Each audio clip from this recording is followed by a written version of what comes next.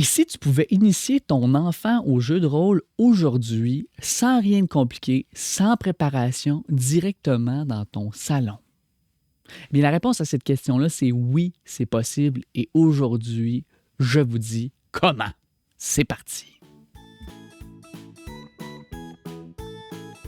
Ici Steven Slab de la chaîne Coup Critique et aujourd'hui, je vous parle du jeu de rôle pour toute la famille Explore Rooms d'Eric Oakland. D'ailleurs, j'en ai parlé là, tout récemment dans mon top 3 des jeux de 2025 et j'avais le goût de vraiment aller plus en profondeur aujourd'hui avec vous pour vous convaincre ultimement d'essayer ce jeu de rôle pour toute la famille. Si vous avez le goût d'initier des enfants, si vous avez le goût de faire aller votre créativité et de jouer avec des tout-petits, peut-être leur donner la piqûre du jeu de rôle comme vous et moi nous avons. Donc, c'est parti. Aujourd'hui, dans le fond, je vais vous parler entre autres du système de jeu d'Explore Rooms, mais aussi de ses suppléments qui sont disponibles actuellement. Je parle de Let's Go to Roomino, d'Explore, de Fantasy Explore et de Space Explore. En plus du petit guide de poche qui d'ailleurs, petite surprise, vous aurez même droit à quelque chose qui a été fait sur mesure pour la communauté francophone. On a collaboré avec le créateur Joe, je vous en parle un petit peu plus tard dans la vidéo. Puis je vais aussi conclure cette vidéo en vous parlant d'une campagne de sociofinancement qui a lieu actuellement sur Kickstarter. On est en février 2026. C'est sur un duo de suppléments que le créateur a lancé dans les derniers jours qui s'appelle Rigs and Races. Donc on a tout ça à couvrir aujourd'hui. Puis je veux surtout vous convaincre à essayer de jeu de rôle avec les tout-petits. C'est parti! Explore Room est donc un jeu de rôle narratif et modulable où chaque pièce, qu'on appelle des rooms, est un monde à explorer. Il y a peu de préparation, il y a un brin d'improvisation bien sûr et il y a un fort potentiel de créativité. Vous allez comprendre pourquoi très bientôt. C'est un jeu qui est très pertinent pour des meneurs ou des meneuses de jeu qui sont débutants, pour des parents qui veulent initier leur enfant, ou peut-être même des grands-parents, un oncle ou une tante qui veut initier son filleul ou son neveu ou sa nièce au jeu de rôle. Ça peut être même pertinent pour des animateurs, animatrices de camp de jour, pour des personnes enseignantes, des gens du milieu scolaire, ou même juste simplement pour des joueurs, des joueuses qui aiment l'impro, qui aiment la narration, puis qui veulent jouer ou initier des enfants dès l'âge de 3 ans d'ailleurs. Je vais vous donner un exemple concret avec un enfant de 3 ans, ma fille, dans quelques instants. On a collaboré avec Eric Oakland, le créateur, auteur et illustrateur d'ailleurs du jeu. Il avait vu ma vidéo du top 3 2025, puis il nous a écrit. Donc, on a décidé de lui donner un coup de main pour promouvoir ce jeu de rôle pour les jeunes. Qui, selon moi, est comme pas assez connu parce que c'est vraiment un beau potentiel pour la relève rôliste. Il nous a fait parvenir gratuitement les livres sans aucune promesse de critique. Je voulais quand même le nommer déjà d'abord. Puis la collaboration aura même permis de vous créer un petit guide gratuit, donc le guide de poche qui était disponible en anglais. Et là, j'ai fait une petite traduction maison qui me semble être assez raisonnable pour du contenu gratuit certainement.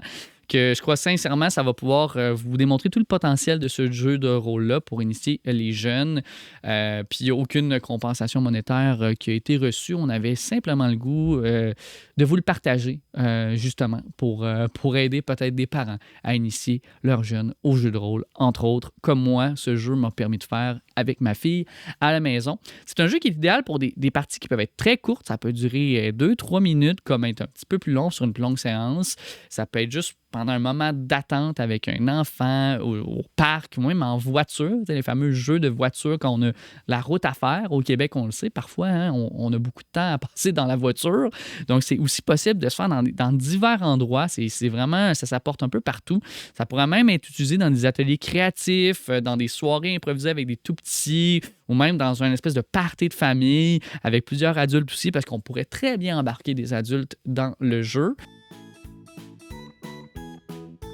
Donc, je vais vous présenter la base du système d'Explore Rooms. Donc, c'est 5 étapes à suivre pour le meneur ou la meneuse de Rooms. On va appeler ça comme ça pour le système. Donc, je vous présente les 5 étapes.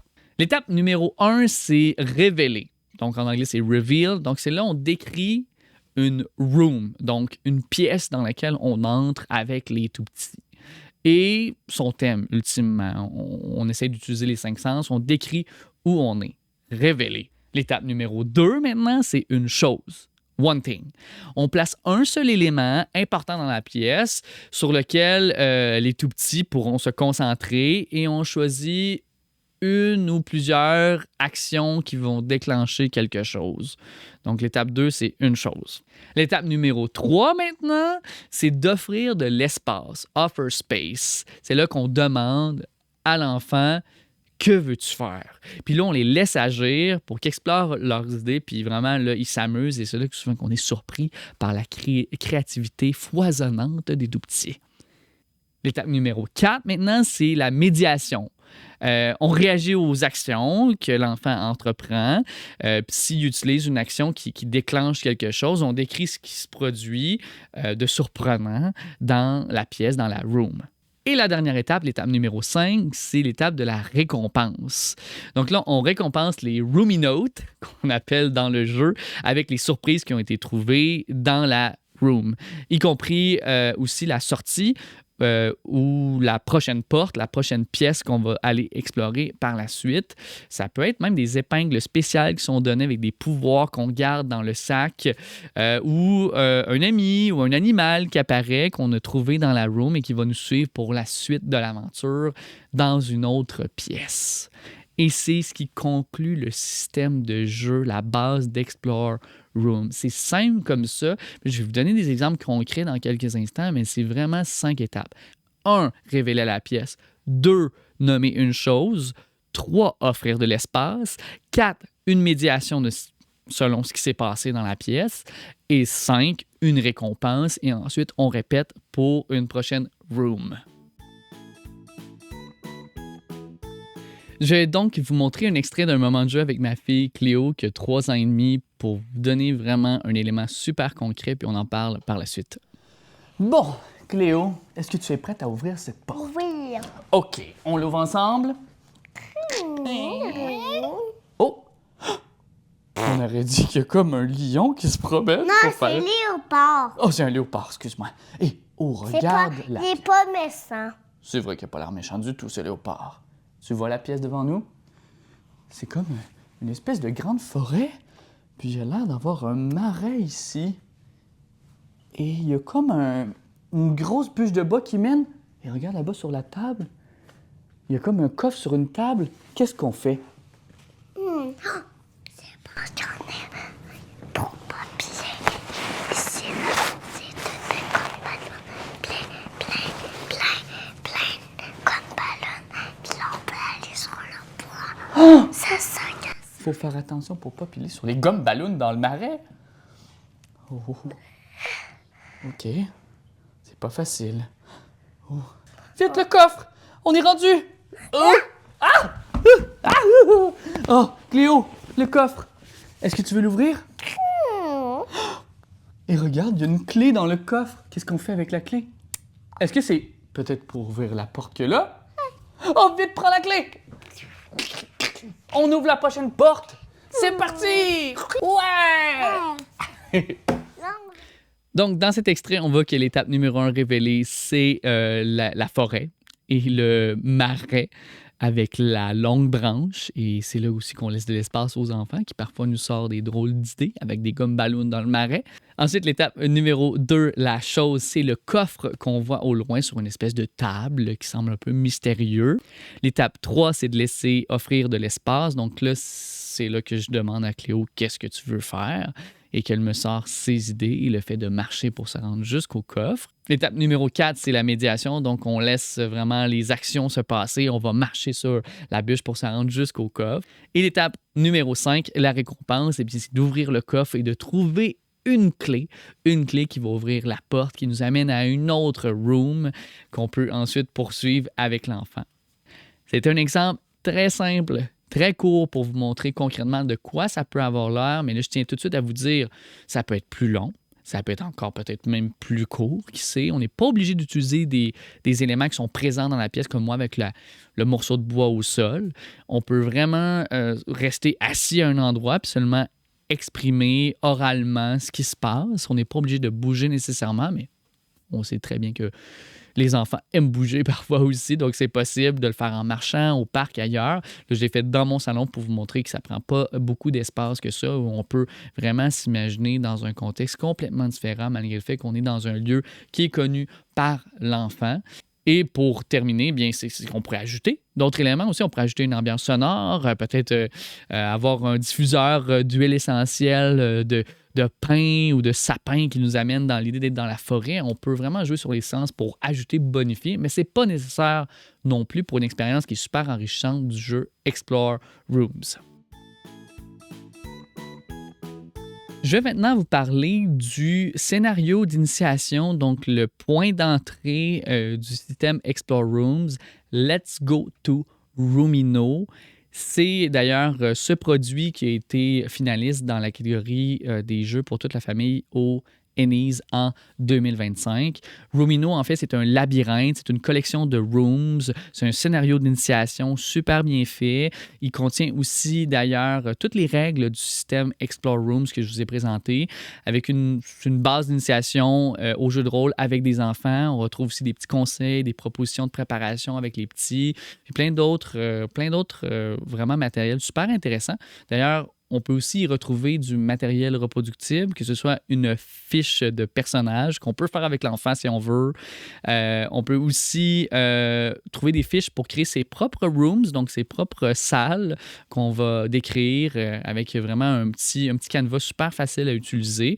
C'est un scénario clé en main conçu pour faire émerger notre imaginaire, les adultes comme les enfants. Vous allez comprendre que le meneur ou la meneuse de jeu a aussi de l'espace pour créer et aussi décrire le lieu en soi, malgré le fait qu'on peut être guidé malgré tout avec le document. C'est un beau mélange de liberté avec du cadre aussi. Ça laisse place à la créativité. Il y a des tables aléatoires d'ailleurs aussi, ça j'adore dans le cadre pour créer ses propres rooms, mais avec déjà des idées. Donc, on ne peut pas dire qu'on manque d'imagination. On a tout ce qu'il faut pour partir. Maintenant, si je parle des points forts et des limites de Let's Go to Roomino, ben, les forces, c'est la simplicité, c'est la créativité, c'est une approche qui est pédagogique. C'est comme un scénario qu'on peut suivre. C'est pas tout à fait un bac à sable. Par contre, c'est la seule limite que je trouve à ce supplément-là de départ. Donc, c'est vraiment plus guidé, mais en même temps, je pense que c'est très bien pour initier, puis surtout pour les meneurs et meneuses de jeux qui sont plus débutants. Et si jamais on est plus expérimenté, ben, rien n'empêche qu'on peut créer nos propres rooms et se faire notre propre bac à sable, ou utiliser celles qui sont présentées malgré tout dans le scénario, juste de s'assurer que ce ne soit pas nécessairement dans la suite qui est demandée, parce que parfois, il y a des récompenses dans une des pièces qu'on doit amener à la prochaine pour un petit casse-tête, un petit puzzle à un certain moment. Donc, pour conclure, Let's Go to Roomino, c'est vraiment un document de base. Ce serait le premier que je vous conseillerais d'aller jeter un coup d'œil. C'est vraiment tout ce qu'il nous faut pour partir par la suite. Mais malgré tout, si jamais vous manquez d'inspiration, c'est là qu'on arrive aux autres suppléments. Le premier supplément aussi que je vous parle, ça va être Fantasy Explore. Donc là, c'est plutôt dans un monde médiéval fantastique. On est vraiment dans une petite nouvelle mécanique de personnages et de créatures à adopter pour les Roominotes. Donc, pour les genres de classes de personnages qu'on peut retrouver, ça d'ailleurs, ça permet de dire que les suppléments, c'est comme un peu un niveau 2 ou un niveau 3. Donc là, on va augmenter peut-être avec l'âge des enfants. Ou si on joue régulièrement avec le tout petit, ben là, peut-être qu'il va vouloir avoir un peu plus. On peut développer avec de nouvelles règles, de nouvelles mécaniques, avec le système de base d'Explore Rooms qui reste le même malgré tout. Les personnages, on a le druide des animaux, le magicien des écussons, les écussons d'ailleurs qui peuvent être magiques, qu'on peut donner en récompense lorsqu'on joue. Il y a le bricoleur de gomme à mâcher et la sorcière des collations. Donc ça amène plein de petites mécaniques supplémentaires, d'éléments magiques qu'on peut apporter avec nous quand on va explorer des pièces, des rooms. Il y a aussi un scénario sur 3 lieux possibles. Donc, on a la forêt paisible, le château de cristal et les cavernes des sons. En plus d'avoir une table aléatoire dans le cadre de Fantasy Explore, donc là, ça nous permet de créer des rooms qui sont complètement collés à la thématique du monde fantastique qui est présenté dans ce supplément. On va poursuivre aussi avec l'autre supplément qui est Space Explorer. C'est le même concept qu'avec Fantasy Explorer, sauf là qu'on est dans l'espace, dans l'univers, avec les planètes, les vaisseaux. C'est très futuriste, style sci-fi. Il y a de l'exploration de l'espace et des rencontres interstellaires. Ça amène une nouvelle mécanique de construction d'un vaisseau spatial. Ça, c'est comme un petit plus ici qu'on peut ajouter si on veut faire l'exploration dans l'espace. On peut, d'ailleurs, il y a même une belle fiche reproductible qu'on peut dessiner, décorer, construire notre vaisseau spatial. Pour aller entre les différentes rooms, étant donné que là, ce ne sera pas nécessairement des portes. Le scénario de l'espace, on parle du système stellaire solitaire, la planète rieuse et le chemin de l'amitié, en plus d'avoir aussi une table aléatoire qui reste dans le cadre de Space Explorer. Et je conclus avec le guide de poche. Donc là, c'est le Pocket Guide qui se retrouvait depuis les débuts de Let's Go to Rumino gratuitement sur le site d'Explore Room. C'est finalement un petit scénario qui rassemble les règles de base d'Explore Room et un aide de jeu en format facile à consulter, de poche, bien sûr, tout petit. D'ailleurs, c'est vraiment un petit ajout qui est super pratique pour essayer Explore Room. Si vous avez à partir, vous ne voulez pas nécessairement déjà mettre de l'argent dans le jeu avant de l'avoir essayé, je vous invite à le télécharger gratuitement, vous l'imprimer, avoir votre petit guide de poche dans la poche arrière ou sortir ça dans le salon aujourd'hui, demain, avec les enfants et essayer le jeu. On a d'ailleurs une collaboration spéciale. Je suis bien excité de tout ça. On a travaillé avec Eric pour le créateur du jeu pour proposer une version gratuite en français du guide de poche. Donc, j'ai fait une petite traduction du guide. J'ai proposé à Eric de juste reprendre exactement le même visuel, les mêmes éléments et de pouvoir vous fournir ce guide-là gratuit en français pour la communauté francophone, la communauté critique, mais francophone de partout dans le monde finalement. Donc ça, c'est très utile pour découvrir le jeu rapidement et pour essayer ce petit scénario-là super simple dans n'importe quelle situation. D'ailleurs, celui-là spécialement, là, moi, je l'ai déjà fait dans la voiture. Ça peut très bien se faire, même en déplacement ou encore dans le salon, comme c'est proposé tout à l'heure. Le lien est disponible d'ailleurs pour le guide de poche en français et en anglais, si jamais vous aimez mieux, directement dans la description de cette vidéo. Allez-y, essayez-le. Les 3 documents que je viens de vous présenter, ce qui est vraiment super, c'est que c'est le même moteur de jeu, c'est la même mécanique de base de Explore Rooms. C'est facile à mixer, à aller piger dans une ou deux rooms dans certains des modules pour les rapporter dans notre petite campagne maison avec les tout-petits. Il y a de la rejouabilité, vraiment beaucoup. C'est modulaire pour la grande partie. Et parfois, il y a une petite adaptation à faire. Donc, là, le scénario nous amène d'une salle à l'autre où il y a certains objets qu'on doit garder qu'on doit avoir. Donc, il y a un peu à aller lire le document, mais ça se lit super bien. C'est super beau. D'ailleurs, ça, je ne l'avais pas nommé encore, mais vraiment, c'est Eric, même le créateur du jeu, qui a fait toutes les illustrations. C'est super invitant, c'est évocateur. Donc, je vous invite à juste aller aussi jeter un coup d'œil à ses œuvres. C'est vraiment super.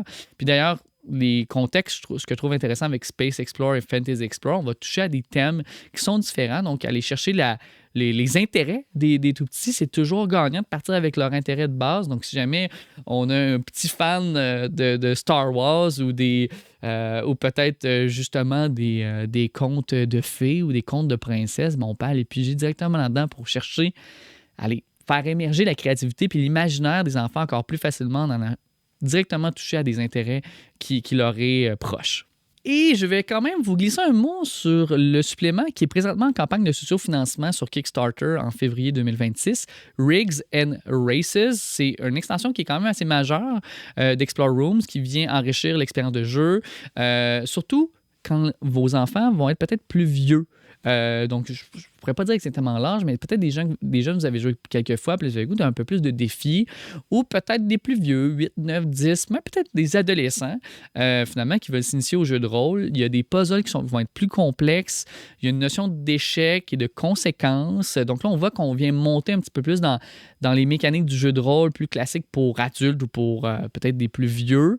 Il y a un concept de course dans les rooms pour mettre un peu plus de tension.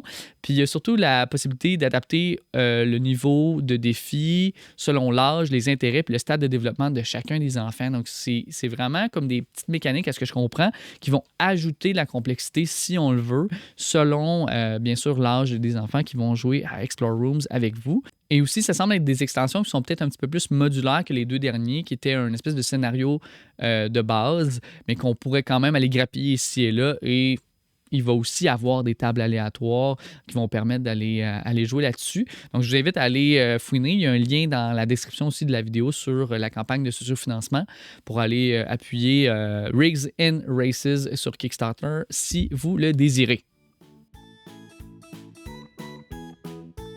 Et on va conclure avec une petite portion, je dirais, critique, ou du moins mon avis sur Explore Rooms, mon avis professionnel. Parce que si vous ne le savez pas, mon enfant dans la vie, je suis conteur, donc je fais des spectacles de contes, des ateliers dans les écoles, dans plein de contextes vraiment différents. Et j'ai aussi des études universitaires en enseignement au primaire et préscolaire.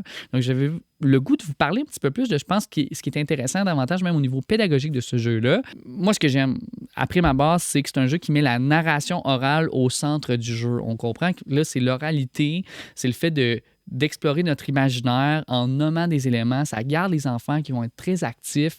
Leur cerveau, leur imaginaire, leur créativité vont fonctionner constamment. Donc, parfois, pour des enfants qui ont besoin d'être actifs ou actifs mentalement aussi, pas juste physiquement, on peut combiner les deux pour avoir vraiment quelque chose qui est complet. J'aime qu'on imagine, on raconte, on coopère aussi l'adulte et les enfants. Avant même de penser au terme de des règles, on va vraiment coopérer ensemble. Ça initie super bien au jeu de rôle de façon super efficace. On introduit graduellement des règles avec les extensions, comme je vous ai présenté tout à l'heure. Je pense que c'est un système qui est pensé pour les petits dès 3 ans, mais qui va très bien grandir. Dans le fond, le système de jeu va très bien grandir avec l'enfant en soi. C'est simple, c'est rassurant. On peut répéter des mêmes rooms aussi pour avoir cette espèce de sentiment-là de confiance, de jeu avec les tout-petits. J'aime vraiment aussi que dans Explore Rooms, on est vraiment un guide. On n'est pas là pour appliquer nécessairement un système ou des règles super claires, mais on est plutôt là pour accompagner l'imaginaire, bonifier, donner le goût à l'enfant d'être créatif, rebondir sur ses idées, favoriser justement leur émergence d'éléments évocateurs. C'est très libre comme jeu, c'est souple. On peut avoir des courtes durées comme des longues durées, donc ça s'adapte selon, bien sûr, la disponibilité de l'enfant, ce qui, selon moi, est vraiment un élément qui est très fort pour ce jeu-là. C'est aussi super adapté pour des contextes qui sont non traditionnels, c'est-à-dire pas nécessairement assis à une table, tout le monde ensemble à jouer un jeu de rôle. Ça, on peut jouer n'importe où, comme j'ai dit, ça peut être à l'extérieur en marchant, dans une salle d'attente, je ne sais pas, chez le dentiste, on ne sait pas quoi faire. Ça peut aller dans les classes, dans les bibliothèques, vraiment là, faire des ateliers même. Ça peut être quelque chose qui est en initiation au jeu de rôle pour des ateliers avec des groupes d'enfants un petit peu plus grands aussi. Ça peut très bien se faire, ça s'adapte bien. Puis ça s'adapte selon l'attention, l'énergie des enfants aussi. On peut les faire bouger comme être plutôt assis, être plutôt calme avant le dodo, par exemple. Ça peut aussi être fait de façon très douce, confortable, comme aussi les faire bouger peut être plus dans l'intensité. Fait que j'adore vraiment. Je pense que c'est un jeu qui s'adapte à la réalité des enfants concrètement, puis aussi à celle des adultes qui jouent avec les enfants. C'est ce que j'aime d'Explore Rooms. Donc, pour conclure à cette vidéo, eh bien, je vous recommande d'aller télécharger le guide de poche en français et d'essayer une fois. Lancez-vous, osez initier des jeunes au jeu de rôle. Je pense que vous allez aussi y trouver beaucoup de plaisir, comme moi en tout cas, du moins, j'ai toujours beaucoup de plaisir à jouer avec ma fille. J'avais le goût de vous donner ça aujourd'hui, cette envie d'essayer le jeu de rôle avec les tout-petits et les tout-petites. D'ailleurs, moi, de mon côté, je vais continuer à explorer les suppléments, bien sûr. Je n'ai pas encore tout touché ça avec ma fille. Je suis encore dans Let's Go to Rumino. J'aime l'idée que je vais pouvoir complexifier là, de jour en jour, de semaine en semaine, d'année en année avec ma fille Cléo. Je vous invite à aller découvrir tous les suppléments, d'aller jeter un coup d'œil à la campagne de sociofinancement. et de partager en commentaire votre expérience si vous l'essayez. J'ai le goût, vraiment. Puis si jamais je peux vous donner des conseils ou vous suggérer des rooms, ou même si vous en avez une, justement, vous créez quelque chose, n'hésitez pas à mettre ça en commentaire. Je pense que cette vidéo pourra être utile encore longtemps pour des gens qui veulent essayer. N'hésitez pas à la partager à des parents ou à des gens que vous connaissez, que vous vous dites, mais ils aiment le jeu de rôle. Puis ils pourraient peut-être initier quelqu'un, peut-être donner le goût à ces tout-petits à la maison. Eh bien, je vous invite à aimer, commenter, à partager cette vidéo-là aussi si vous le désirez. Je vous invite aussi à vous abonner à notre chaîne YouTube, la chaîne YouTube de Coup Critique, ou à notre Patreon. D'ailleurs, si vous voulez être au courant des dernières nouvelles, une semaine avant tout le monde, les vidéos aussi disponibles sur notre compte Patreon. Merci à vous pour votre écoute. C'est Steven Slab et je vous dis, osez le jeu de rôle avec les tout-petits. Allez-y, essayez-le. À bientôt.